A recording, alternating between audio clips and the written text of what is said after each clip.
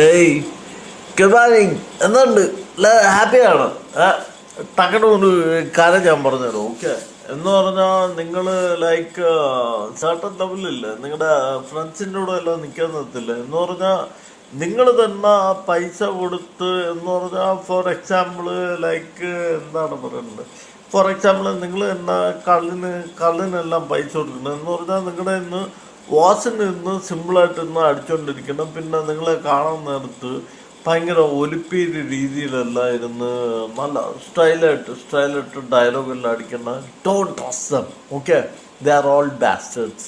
Okay, പറഞ്ഞ മനസ്സില്ല.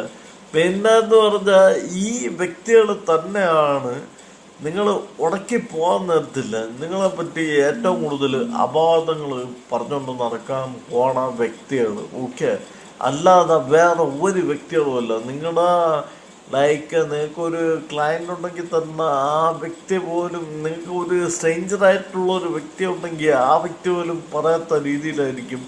നിങ്ങളാണ് പൈസ മുടക്കി ഇവന്മാരെ എല്ലാം ഹാപ്പി ആക്കാൻ നടക്കുന്ന വ്യക്തികൾ നിങ്ങളെ പറ്റി ഏറ്റവും കൂടുതൽ അപവാദങ്ങൾ പറഞ്ഞുകൊണ്ട് നടക്കണം. Okay, so never put money ഓ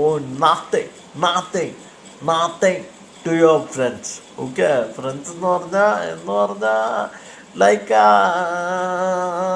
എന്ന് പറഞ്ഞാൽ അങ്ങനെയാണ്. ഓക്കെ, പറയണ മനസ്സിലായോ?